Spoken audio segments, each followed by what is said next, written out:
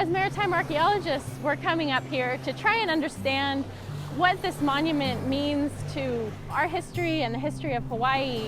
And at kind of a whole different level, it's something that you can't see from the surface.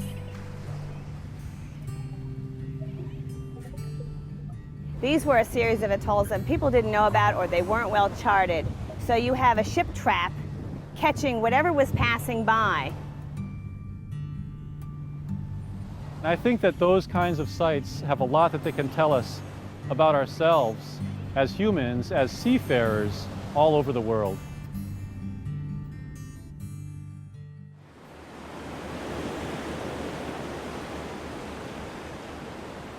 We're in the Papahanaumokuakea Marine National Monument, and it's the extension of the Hawaiian Island archipelago about 1,000 miles north. Kind of figure out a feasible area that looks like it might match up.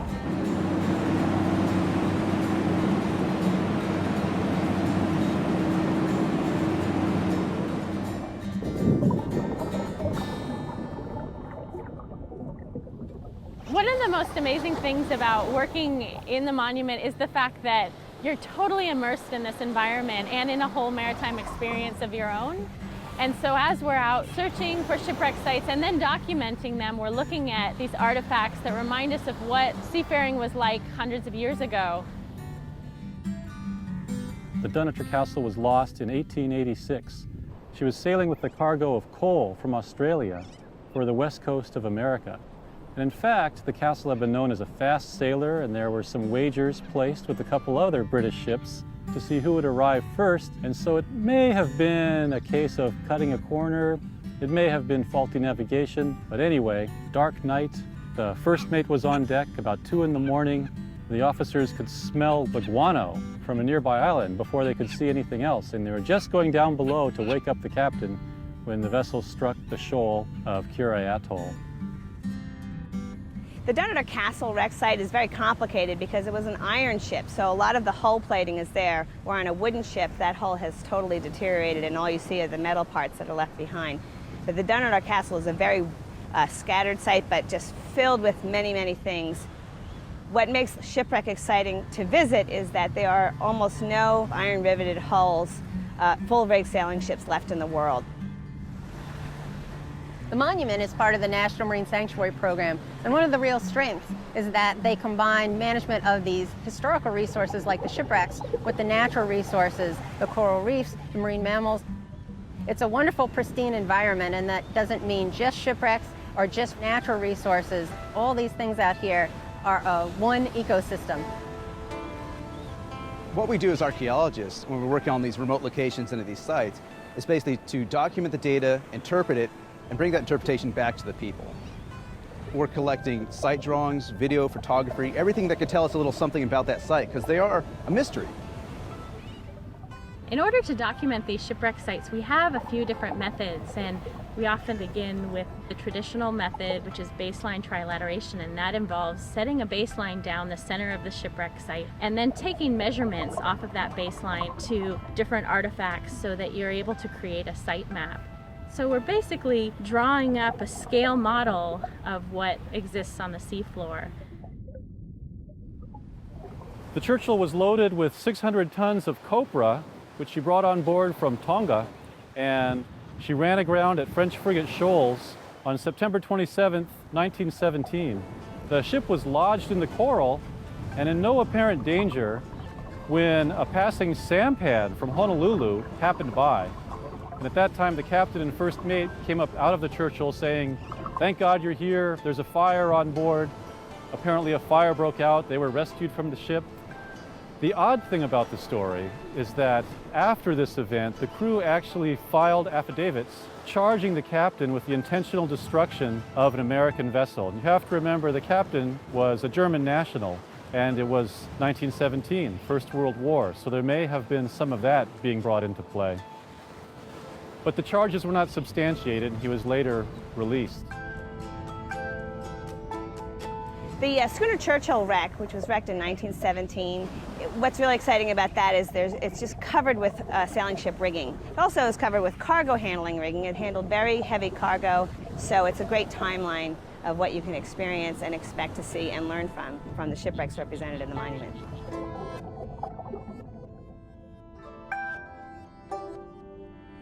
Well, the collection of artifacts as a whole is like the telling of a story. So when you have all the pages of the story right there, it's a lot easier to retell. So coming out here and really seeing how things lay on the bottom, seeing how artifacts relate to each other, you can glean a lot of information from that as an archaeologist. Shipwrecks are considered non-renewable resources, and so it's pretty important that we're out here and we're protecting them and that we understand more, because it's something that it's a part of all of our past and it's a part of all of our heritage. Last time we hand down stuff like this, you know, the thing we saw today. While at French Frigate Shoals, we decided to investigate an area that was a historic anchorage. We began towboarding in this area, and within the first few minutes of our towboarding session, we discovered a historic anchor. And so when we stopped to investigate the anchor and search around a little more, we discovered what appeared to be an early 19th century shipwreck site. The whaling wreck that we just found is pretty exciting. Number one, we're the first people to see it. So coming across a new wreck is always probably one of the most exciting things you'll do in your career. But whaling wrecks themselves, and especially these early sites, are pretty intriguing. It's an era that we don't have a ton of material information on, so archaeology can really complement the historical record. When we first came upon the whaling site here on French Frigate Shoals, we just saw the anchor, and the anchor itself indicated that it was a fairly early site, and we didn't see a lot of iron parts scattered about the bottom, and so it was probably a wooden wreck. But it wasn't until we came across the tripods and a huge scatter of bricks that we knew we had a whaling ship for sure. It's one of the best indicators that you have a whaling vessel. It's always exciting to be able to come up this beautiful location in the atolls, but when you combine that location, the work we're doing with these brand new discoveries, these whaling shipwrecks, this huge worldwide history, it's really exciting. You know, seeing these things that people haven't seen for well over 100 years.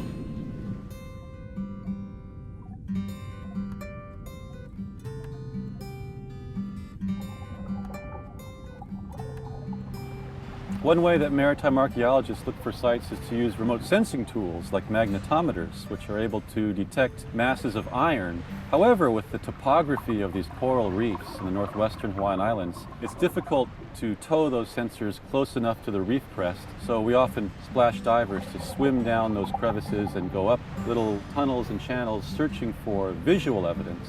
So we employed that technique for the Gledstane search. The wreck site I'm most personally excited about is the whaler Gledstanes. It was on its way back from New Zealand after whaling in the grounds there, coming up back to Hawaii where it wrecked.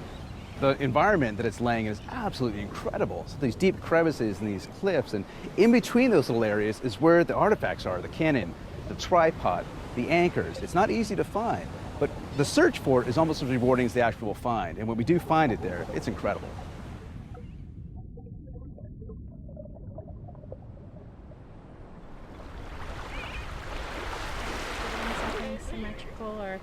The USS Saginaw was a small fourth-rate gunboat, a side-wheel steamer for the Pacific Fleet, the American Navy in the Pacific. The last mission of the Saginaw was actually to come out to Hawaii to support a team of hard-hat diving engineers. The lieutenant commander did something that is actually very responsible. On the way back from Midway, he made the decision to swing by Ocean Island, as Kure Atoll was called then, to see if there were any castaways on the island. And even though they were moving very slow ahead at about 2.5 knots, and lookouts were standing at the bow scanning the dark night, as soon as they saw the breakers, it was actually too late. The ship went right into the coral. The castaways survived on the island for 2 months, using a condenser for distilling water on the beach. That was really what saved them. And also fixing up the Saginaw's small open gig, and finally launched that for the main Hawaiian Islands. Now that was a fairly heroic voyage. By the time that gig got to Kauai, they were so emaciated and starved, 4 of the 5 died in the surf, and only 1 survivor made it, who carried word to the American minister at Honolulu and the king, and the rescue voyage was set off. In the end, everybody was rescued and returned safe and sound. What I really like about marine archaeology is having a piece of the past to lead you into the story, the wider story that you can tell. A shipwreck site often consists of dozens of different artifacts, and each of these are important to us because they all have different stories to tell and can give us information about the cargo or where it was coming from, who might have been sailing it. Things like anchors are very diagnostic, and there are other artifacts like ship's bells that can really unlock the identification of a particular shipwreck site. We have a couple different ways we can share this story of the USS Saginaw. One is to complete the more official and kind of academic report of the archaeological interpretation. But another method is to retrieve some artifacts that help capture that story and focus some of this interest in maritime history for the public. So this year we have permits to recover the bell of the Saginaw, the ship's bell, as well as one of the deep sea sounding leads. One of the very heavy sounding leads they would have been casting into the waters to check the depth as they approached potential navigational hazards. We don't take artifact recovery lightly. It's something that we treat with a great deal of reverence, and so this was an important way that we wanted to involve the public in what we're doing, what we're seeing, and what we hope to interpret by these artifacts is an experience more than what you can just read and see in pictures.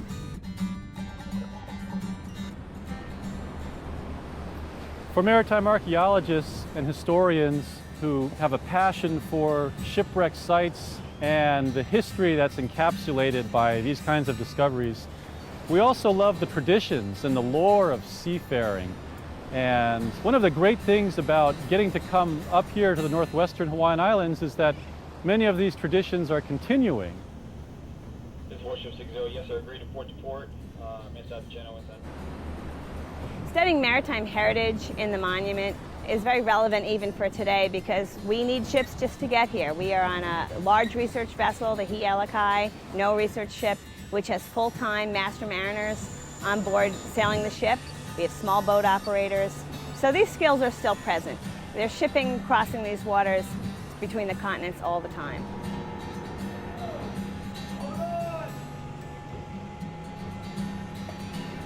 During this expedition, we're on a voyage of exploration just like they were hundreds of years ago. Navy men, whalers, explorers, Hawaiians, what have you, and be able to repeat that sort of journey for our own purposes, archaeology, all that sort of research. It's really rewarding to be back here. Looking at these shipwreck sites and these artifacts, we're constantly reminded about how similar experiences out at sea are, whether it's 100 years ago or today on a modern vessel.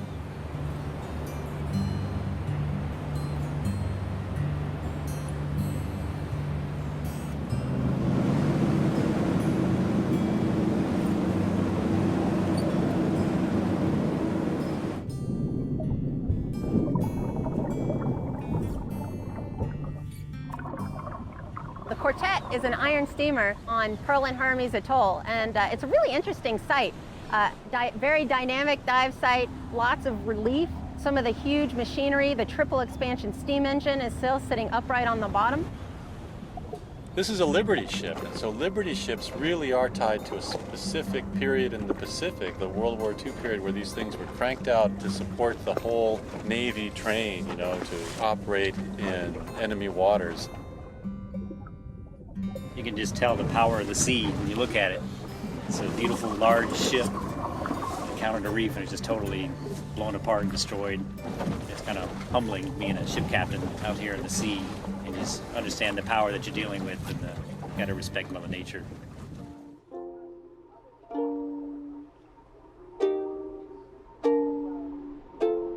I wonder, do you wonder where I am? It seems it's been forever since my feet were on dry land, and things are not exactly how I planned.